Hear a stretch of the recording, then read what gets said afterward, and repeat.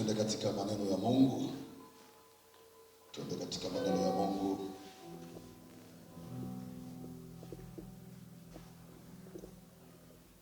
Tutakuwa na dakika chache sana, sikiliza mpate. Na ujumbe kinasema muamini Mungu aliyetangulia mbele yako. Muamini Mungu aliyetangulia mbele yako. Nisaidie kuhubiri pamoja na mimi. Mwangalie jirani yako, mwambie muamini Mungu aliyetangulia mbele yako. Sasa usiongee kwa unyonge, mwambie kwa nguvu kabisa ya imani. Mwambie tena, muamini Mungu aliyetangulia mbele yako. Muamini Mungu aliyetangulia mbele yako. Unaongea naye sawa sawa. Sasa kama umekaa na mtu ambaye uongee naye, leo ndio unafanya toba vizuri. Mwambie katika majira haya, majira mapya ya mwaka ambao haujawahi kuuona, haujawahi kuuishi. Mwambie mwaka wenye miezi 12. Na mwambie ndio bado uko mwanzoni mwa mwaka. Mwambie Bwana anasema na wewe. Umwamini yeye aliyetangulia mbele yako. Kumbukumbu la Torati 31 mstari ule wa 8.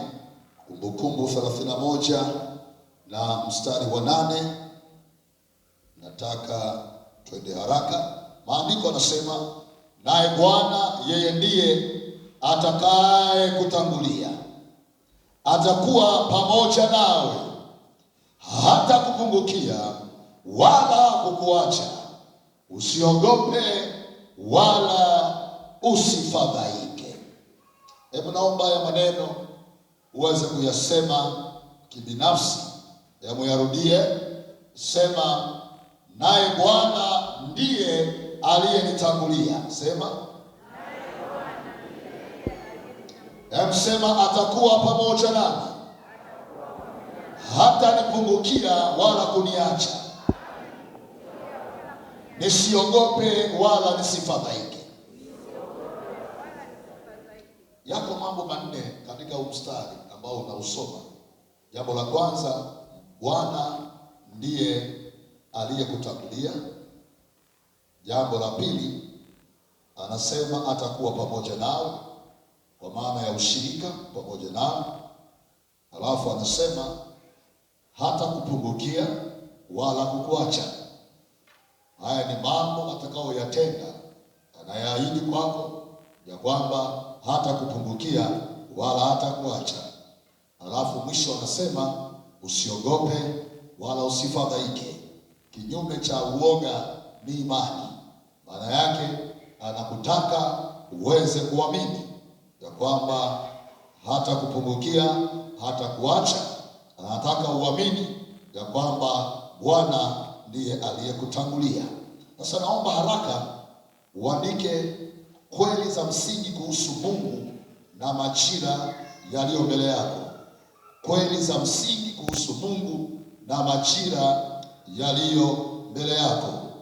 Ninaamini ya kwamba unaelewa kibiblia ya kwamba muda uliumbwa kama ambavyo mtu ameumbwa na Mungu, kadhalika na muda wenyewe umeumbwa na Mungu aliye hai. Na ikiwa unaelewa hiyo, utasoma kitabu cha Mwanzo 1 mstari wa 14 hadi mstari wa 15. Mungu akasema, na iwe mianga katika anga la mbingu, ili itenge kati ya mchana na usiku, nayo iwe ndiyo dalili na majira na siku na miaka.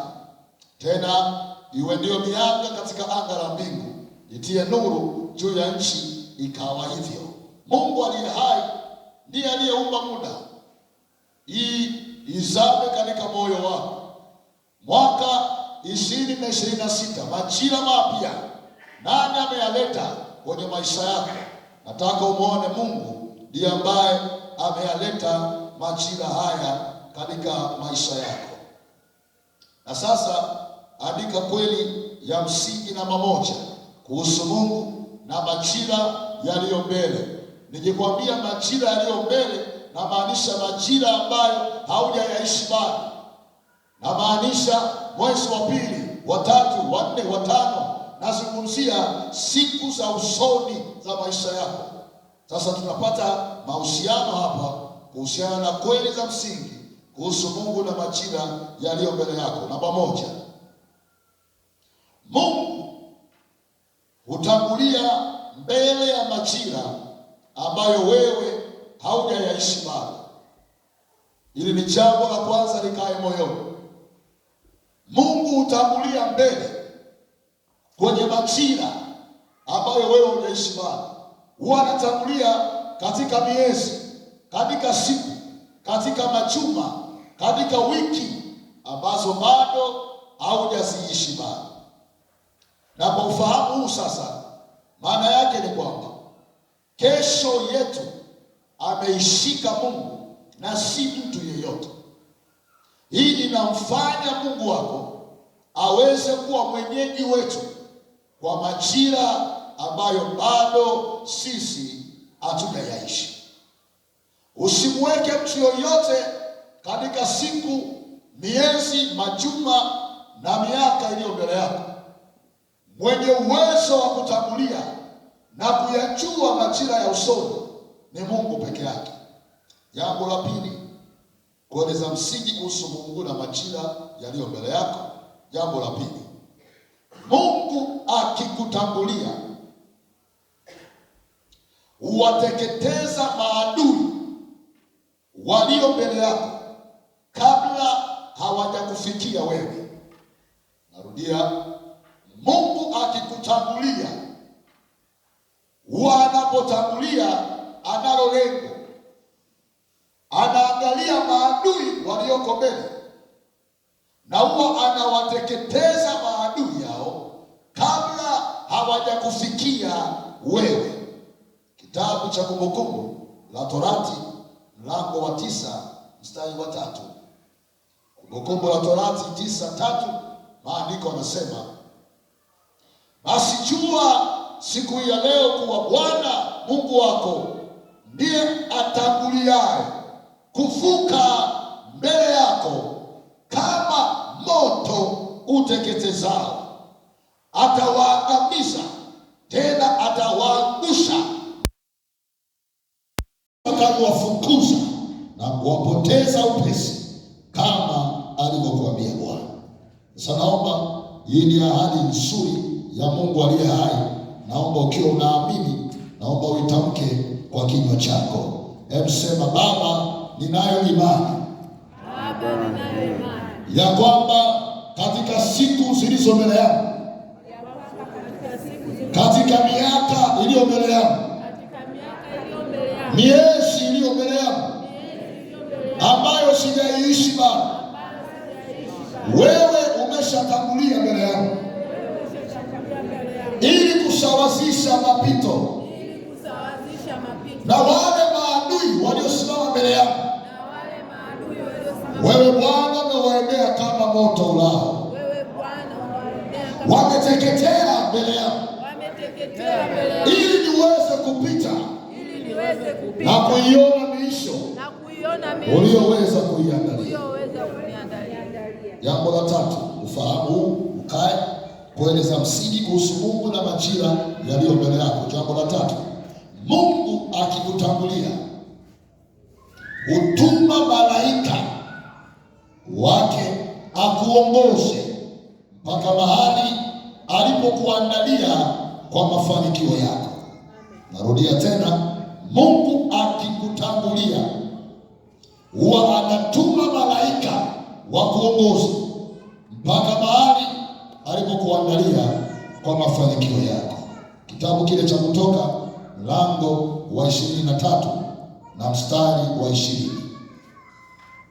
Kutoka 23 na mstari wa 20, maandiko yanasema, tazama, mimi namtuma malaika aende mbele yako ili akulinde njiani na kukupeleka mpaka mahali pale nilipokutengenezea.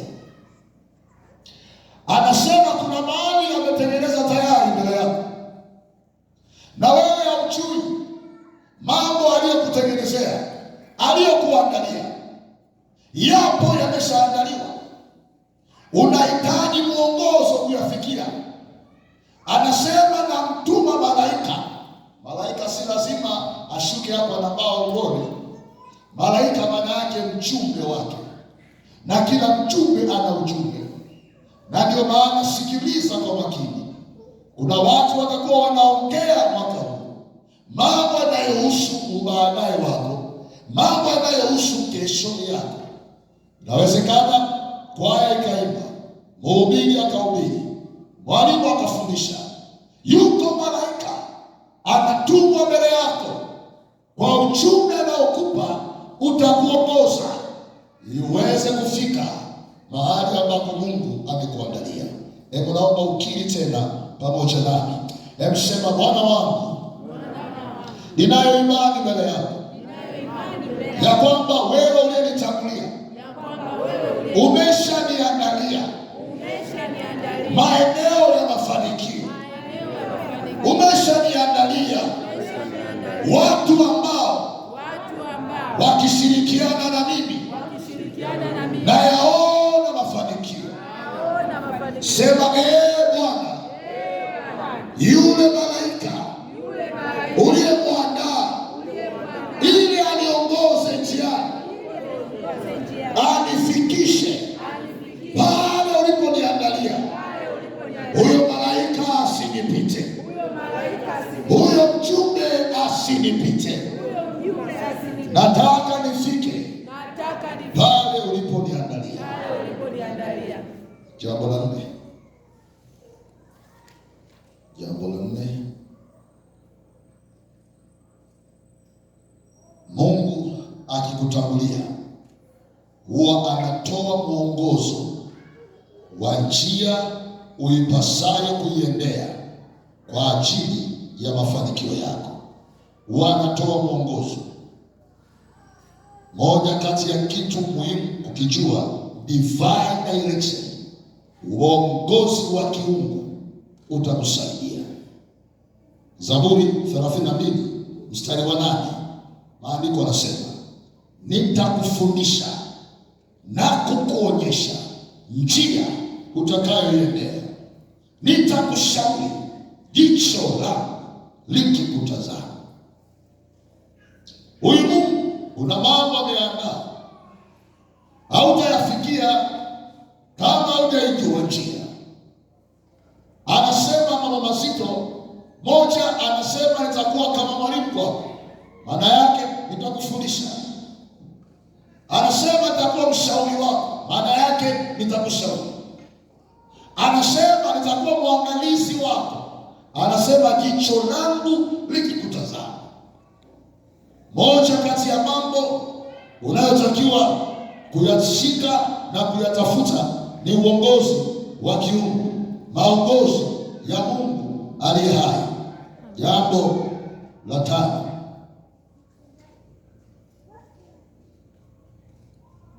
Jambo la 5, unapoandika zile kodi za msingi, Mungu akikutangulia hutangaza miisho toka mwanzo ili uishi kimkakati katika majira haya. Mungu akikutangulia huwa anatangaza miisho ili uishi kimkakati katika majira haya. Isaya 46 mstari wake wa 10 anasema, nitangazaye mwisho tangu mwanzo, mambo ambayo hayajatendeka bado, nikisema shauri langu litasimama, mapenzi yangu yatasimama. Hebu niombe kamanda wa Yesu Baba. Njoo ndugu yangu, tufanye kidogo mfano. Nisaidie kuinua kitu imani.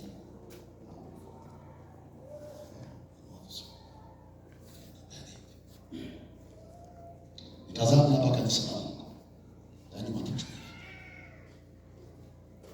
Angalia katika mianzo, Mungu huyu kabla haujafika, huwa anapenda kutangaza mwisho kule. Anakuinulia ushindi ule pale, anakuonyesha ukiwa tangu huko. Jamani, amina. Naeleweka? Hebu vijana tena wengine ongezeka. Njoo vijana. Wawili watatu njoo. Hebu ni block hapa katikati. Simama hapo njiani. Nyosha. Nyosha mikono katikati. Niangalie sasa. Anasema niite nami nitakuitikia, nami nitakuonyesha mambo makubwa magumu usiyojua. Maombi, moja kati ya kazi yake ni kuyafunua macho yako ya ndani ili uweze kujua yaliyoko mbele. Sasa angalia hapa, ninaona viko vingi, viko vizuizi, lakini pamoja na vizuizi ninaona utukufu ule kule nyuma. Na sasa nikishaona, nashtakiwa nikifanya, lazima nidharau hao wasimamao mbele yangu. Lazima niikamate ile picha ya kule, niiseme ile picha ya kule, nisiangalie mapito haya, niangalie miisho. Na haya ndiyo mambo ya Yesu. Alipokuwa msalabani, alidharau aibu, akadharau yale mateso, mate waliomtendea, kwa sababu aliona utukufu unaoenda kutokea. Aliona jina linalokwenda kutokea, jina kupita majina yote. Aliona miisho. Mungu anakuonyesha miisho ili hapa katikati uishi kimkakati. Hapa katikati utembee kishujaa. Hapa katikati mapito yasiwe hatima yako. Haya yapo, lakini unasema pamoja na haya kuna miisho nimepewa. Sema amina kwa jina la Yesu. Jamani, sema amina kwa jina la Yesu. Mungu anakuonyesha miisho ili uwe na mkazo wa imani, ili usiyumbe kiimani njiani. Wakati anaibuka unasema sitasahau ile picha ambayo Mungu amenionyesha. Shida ya watakatifu, watu wengi wanapoteza picha kwa sababu ya kukosa ushirika. Ukikatisha ushirika, picha ya Mungu inakufa ndani yako. Aliyeipanda hiyo picha ni Mungu. Ukiacha ushirika naye, yale uliyoyaona hautayaona tena. Yale uliokuwa na uhakika nayo hautakuwa nayo uhakika tena. Hebu ifichie hiyo picha, ifiche kabisa chini. Ona sasa, nikiangalia mbele sikuni kitu. Na naye waona sasa hivi, naona milima tu hapo ndani yangu. Hata na Mungu simuoni, amezibwa na watu hao. Hiyo mtu anasema Mungu ameniacha. Mungu hajawahi kumwacha mtu. Wewe ndio unamwacha Mungu. Sio Mungu kumwacha mtu. Hajawahi kumwacha. Jamani, amina kwa Yesu. Amen. Usipoteze picha ambayo Mungu amekupa. Moja kati ya kitu ambacho maombi yanafanya ni kufunua macho yako ya rohoni ili uone miisho yako. Yusufu akaiona miisho. Alidharau kila gereza, alidharau ndugu zake kumuuza, alidharau habari ya kuchimbiwa shimo. Kuna baadhi aliona. Nisaidie kwa jirani yako, mwambie mwaka huu unaona nini? Ongea naye basi kishujaa. Mwambie tena, mwambie mwaka huu unaona nini? Mwambie lazima miisho uijue ili uishi kimkakati. Sema strategic, sema strategic living. Unaishi kimkakati. Bwana ameonyesha miisho gani? Miisho inaamua aina ya maombi. Miisho inaamua aina ya chakula cha kiroho unachopaswa kula ili ufike. Miisho inaamua rafiki gani wa kuambatana naye kufika. Nikupe habari moja, sio wote walioiona Kanaani walifika Kanaani. Kuna kuona na kuna kuingia Kanaani. Kuna wengine walikufa jangwani. Na nikusaidie vizuri, miisho yako huwa inakaribisha jangwa kabla haujaenda kwenye unono. Naongea kikubwa, naomba unielewe. Majaribu ya watu wengi ni majaribu ya maisha yao.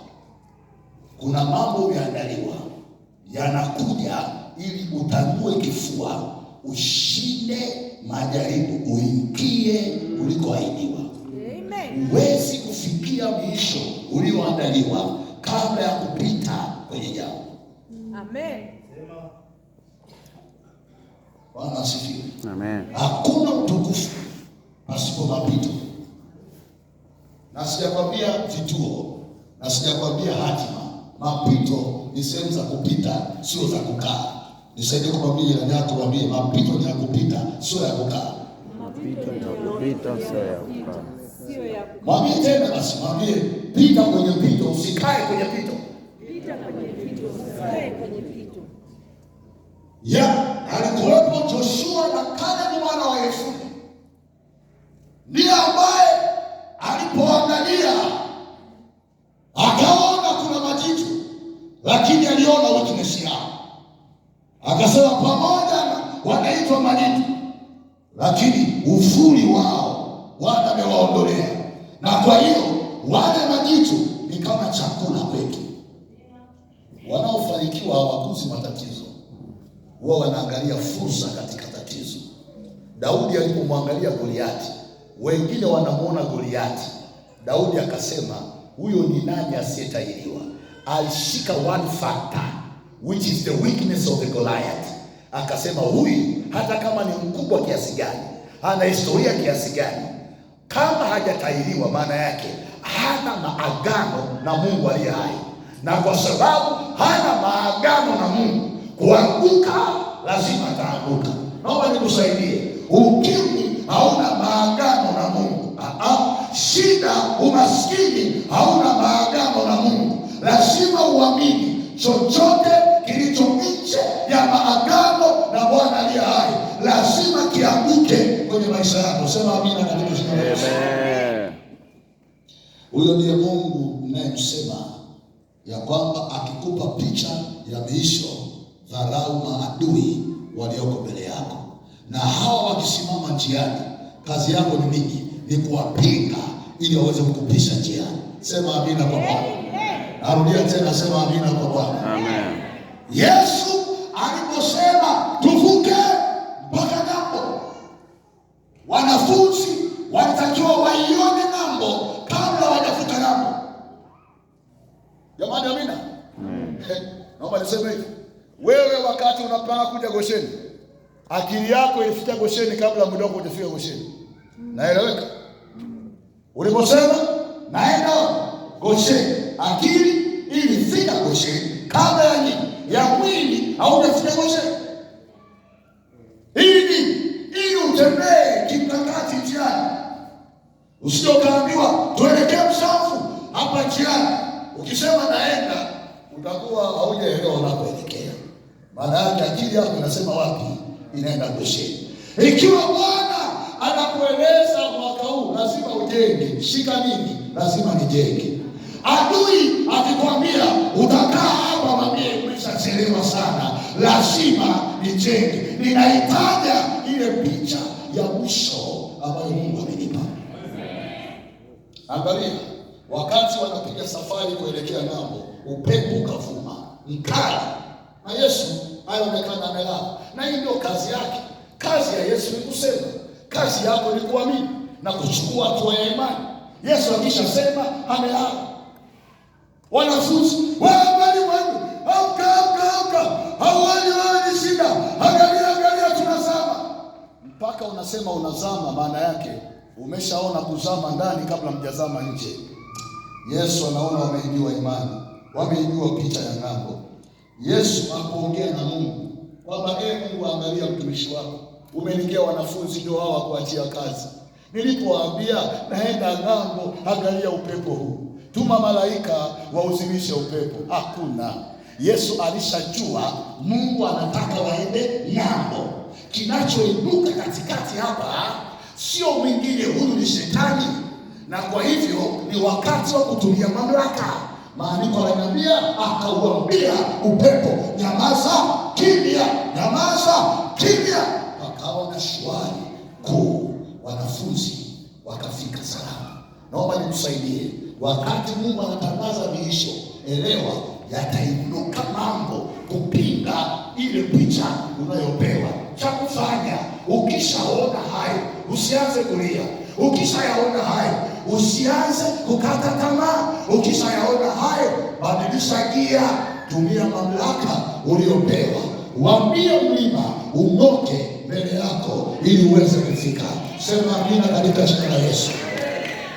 Nasema tena, sema amina katika jina la Yesu. Amen. Makamanda, barikiwe sana. Turudi katika kitabu kile cha Kumbukumbu la Torati.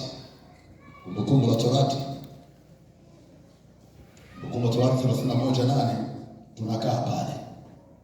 Mungu alipokuwa anazungumza ya kwamba Bwana ndiye anayekutangulia, na tumeziona kweli za msingi kwa habari ya Mungu anayekutangulia, na mpaka sasa nafikiri unajua mwenyeji wa kesho yako sio mtu, ni Mungu. Hebu sema mwenyeji wa kesho yangu ni Mungu. Mwenyeji wa kesho yako ni Mungu. Hebu sema Mungu anajua yote yaliyo mbele yangu. Mungu anajua yote yaliyo mbele yangu. Sasa Mungu akisha kutangulia, anachokitaka kwako ni nini? Kama unaandika, andika. Mungu anataka ushirika na wewe. Bwana akikutangulia, jenga ushirika naye. Ikiwa unasafiri kwenda Arusha na hukujui na una mwenyeji wako, nakwambia kama umepanda basi la Arusha, labda unatoka Morogoro, hapa njiani lazima utakuwa unampigia mwenyeji wako, bwana, ndio nimepanda hivi, natoka Msambu sasa. Umeenda kidogo mbele, mnawasiliana tena, atakuuliza uko wapi? Bwana, nimesogea niko Gairo hapa kidogo. Unaongea na mwenyeji. Ukipoteza mawasiliano na mwenyeji, hautafika mahali ambako mwenyeji ameshakuandalia. Na unasikia kuna mwenyeji anakwambia, nina mgeni anakuja, sasa nataka niandae mahali pazuri pa kulala, chakula atakula nini, ameshaviandaa. Na mimi naomba nikusaidie, mwenyeji wako Mungu aliye hai ameshaandaa mema mbele yako, ameshaandaa mipenyo mbele yako, ameshaandaa watu mbele yako. Unachohitajika ni kimoja, usipoteze mawasiliano na yeye. Jamani, haleluya kwa Yesu. Jamani, haleluya kwa Yesu. Anasema nitakuwa pamoja na wewe, nitakuwa pamoja na wewe. Naomba uyaandike mambo haya haraka sana, haraka sana. Mambo haya yatakusaidia, yatakusaidia. Nguvu ya ushirika na Mungu inakupa matokeo gani? Nguvu ya ushirika na Mungu inakupa matokeo gani? Na nakutajia tu baadhi ya watu kwenye Biblia, kwa sababu ya ushirika na Mungu walifika mbali. Kama unaandika, andika namba 1. Ushirika wa Mungu na Daudi sirini ulimfanya Daudi aweze kuwa shujaa hadharani. Ushirika wa Mungu na Daudi sirini, yupo na kinubi, anachunga mahali hakuna watu, mahali pasipo, anaimba, Bwana wa mabwana leo uinuliwe, Bwana wa mabwana leo uinuliwe. Wakati anamsifu Bwana, dubu anakuja kuvamia kondoo. Ujasiri uliopatikana na ushirika na Mungu, anamwendea dubu, anamchana chana, na kondoo baba yake wanakuwa salama. Moyo wa ujasiri na ushujaa uliumbika sirini, na watu hawakujua kwamba jamaa sirini kuna mtu mkuu anatengenezwa.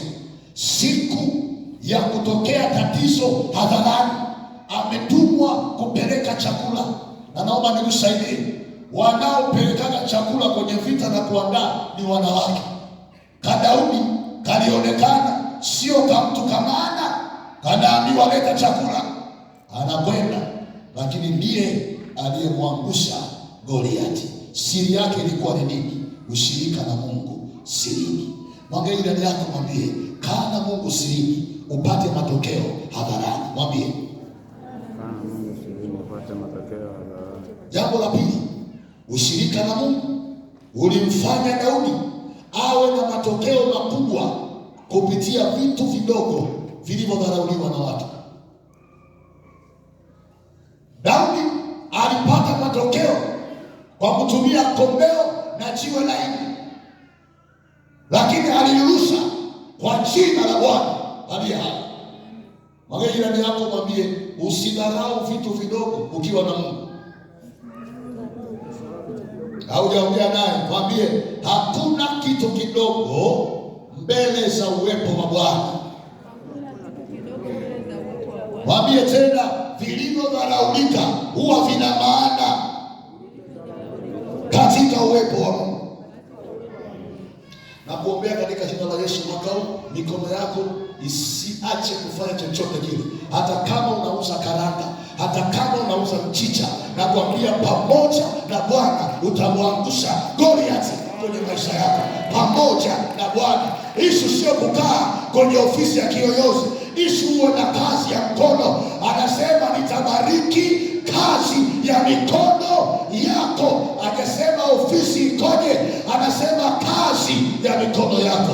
Hebu nyosha mikono yako, sema sitakuwa mvivu mwaka huu. Hebu sema sitakuwa ni mtu wa maneno. Hebu sema maneno hayana faida. Hebu sema bali kwa kila kazi iko faida. Sema mikono yangu haina mapoza. Sema kwa mikono yangu nitafuna baraka za Bwana. Sema amen, amen, amen. Thank you Lord Jesus. Thank you. Ushirika na Mungu ulimfanya Yesu habari zake zivume. Habari za Yesu zilivuma kwa sababu ya ushirika na Mungu wake. Matendo 10:38. Asante kwa mitandao ya kijamii inatangaza watu na huduma zao, lakini naomba nikusaidie, Mungu asipokutangaza mitandao haiwezi kukutangaza. Kaa na Mungu aliye hai na utamuona Mungu akitembea. Sema amina. Jamani, sema amina. Jambo la nne, ushirika na Mungu humfanya mtu astawi katikati ya mazingira magumu. Mwanzo 39:2. Yusufu akawa na Bwana naye akastawi akiwa gerezani. Jambo la tano, ushirika na Mungu kulimfanya Hana kuvunja utasa na kumzaa Samueli. Ushirika na Mungu, mgumba mshirika na Mungu, tasa anapokea matokeo yasiyokuwa ya kawaida. Jambo la sita, ushirika na Mungu humfanya mtu kukubalika mahali alipokataliwa kabla. Esther alikataliwa, akaingia maombi ya kufunga akivaa gunia. Naomba niwaambie wadada, yako majira ya kuvaa gunia siri. Hapo hakuna usistadu, hapo hakuna lipstick, hapo ni wewe na Bwana siri. Na baada ya kupokea majibu, anajua Mungu amemtangulia. Esther anavaa vazi zuri, anaenda mbele za mfalme. Hakwenda na magunia, alienda akiwa amevaa vizuri. Na waambiaga wadada, pendeza lakini ukae na Bwana. Sio unaonekana unawaka nje wakati ndani hakuna kitu. Ndani umepauka alafu nje unaonekana uko sawa. Nakwambia hapo ni matatizo makubwa. Weka vizuri baada ya kutoka kwenye chumba chako cha siri cha maombi cha kumtafuta Mungu. Baada ya kujua uko naye na unatembea naye, vaa vizuri sasa na utayaona matokeo. Alienda kwa mfalme akaambiwa hata nusu ya ufalme anaweza kupewa. Sema amina kwa Bwana. Nazungumza na wewe, nguvu ya ushirika hiyo na Mungu wako. Ushirika na Mungu humfanya mtu kutafutwa na watu kwa ajili ya kile alichokibeba. Watu watakutafuta kwa sababu ya mafuta yaliyoko juu yako. Utahitajika kwa sababu ya ushirika wako na Mungu. Kaa na Mungu mwenye watu, atakupa watu. Ukiwatafuta watu pasipo Mungu mwenye watu, watu wabaya watamaliza hatima yako. Kaa na Mungu mwenye watu na atakupa watu. Sema amina kwa Bwana. Amen. Ushirika na Mungu umfanya mtu, oh haleluya, fanya watu wakupe vitu kwa ajili ya maono uliyoyabeba. Ushirika wako na Mungu unawainua watu waje wakusapoti katika maono uliyoyabeba. Nehemia anashuhudia hii.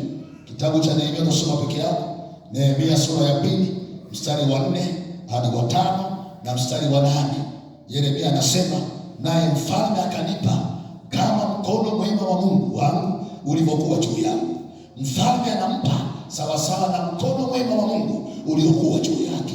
Wakati unamtafuta Bwana, unafuta rasilimali zinazotakiwa katika maono aliyokupa Mungu. Uwepo wa Mungu ni kila kitu ndani ya maisha yako. Sema amina katika jina la Bwana. Amina. Nasema jamani, amina katika jina la Yesu. Amina.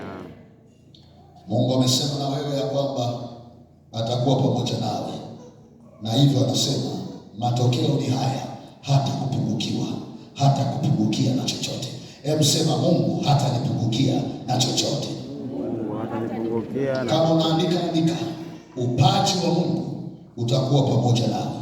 Bwana atakuangalia fursa za mafanikio na utainuliwa, na watu watainuliwa kwa ajili ya maisha yako. Daudi akasema, Zaburi 23 mstari wa 1, Bwana ni mchungaji wangu na sitapungukiwa na kitu. Sitapungukiwa na kitu. Na kama unaandika, andika vizuri. Hautatoka patupu ukiwa na Bwana. Hautatoka patupu ukiwa na Bwana. Mwisho kabisa anasema katika ile andiko, usiogope wala usifadhaike. Usiogope wala usifadhaike. Mungu akikutangulia mbele yako, maadui huwa wanapigwa, wanaangushwa chini, na chochote utakachokutana nacho ni chakula kwako. Narudia tena, Mungu akikutangulia mbele, maadui huwa wanaangushwa, huwa wanapigwa. Nakwambia, ukikutana nao, usikutane nao katika mtazamo kwamba wana nguvu. Ukikutana nao ujue Mungu ameshawashughulikia. Hivyo mbele yako wewe unasema hawa ni chakula kwao. Huu mtazamo alikuwa nao Joshua na Caleb wakati anawaona majitu. Wengine wanasema sisi ni mapanzi mbele yao, lakini yeye akasema ule ufuru ulio juu yao unaondolewa. Anasema wale ni chakula kwetu. Na kuombea mwaka huu, changamoto yoyote mbele yako, Mungu ameshatangulia, ameshaishughulikia. Ikikusogelea, jua ni chakula kwako. Hebu sema, kila changamoto ni chakula kwangu. Sema, kila changamoto ni chakula kwangu. Hebu sema, nitafanikiwa katikati ya changamoto hizo, kwa sababu Bwana alishatangulia kabla yangu. Napokwenda kuhitimisha na wewe, Mungu akitangulia hapa, kazi yako ni kushangilia. Hebu sema kushangilia. Kushangilia. Kama njoo baba. Mungu akitangulia mbele yako, kazi yako ni kumfuata na kushangilia tu. Hebu njoo baba. Ananiambia mtulia hapa. Kabla hujaianza hii safari ya mwaka 2026 mwanangu, wacha kwanza nitangulie. Baba, tangulia mbele yangu. Mimi nakungoja kwanza. Mzee anapita kukagua, pana mashimo wapi anasawazisha, kuna maadui gani anawapiga yeye. Jamani, amina. Jamani, amina. Nataka muone Mungu akiwa namna hii, anapita kwenye mapito ya mwaka mzima kabla haja kuruhusu ya kwamba sasa unaweza kuanza mwendo, unaweza kuanza safari. Baba yangu, sasa niruhusu nije. Sasa akiniita Mungu namna ile, nina ujasiri. Hebu sema, nina ujasiri. Maana yake ninapita alipopita. Msema mwaka huu napita alipopita Mungu. Sema mwaka huu napita alipopita Mungu. Wakati napita nina ujasiri wala siogopa. Jamani, amina. Jamani, amina. Kila ofisi nayoingia Mungu alishaingia kabla yangu. Kila bosi nayoongea naye Mungu ameshaongea kabla yangu. Kila daladala nayoingia alishaingia kabla yangu. Ndio maana ninamfuata Bwana. Yeye ni mchungaji wangu, yuko mbele yangu. Kazi yangu ni kumfuata Bwana. Jamani, amina. Baba yangu kaa. Akisha kaa, simama baba yangu. Niambie kaa. Sikiliza. Hautakaa kwenye kiti cha mamlaka chenye vita za giza kabla Mungu hajahakikisha ya kwamba hichi kiti hakitakuua. Amekaa yeye kutesti mitambo, ameshaona hamna kitu, ananiruhusu kaa Bwana. Nikikaa ndipo nasema nimeketishwa na Mungu na sitoki. Wabili aliyeniketisha sio mtu, Mungu kaniketisha. Jamani, amina. Jamani, amina.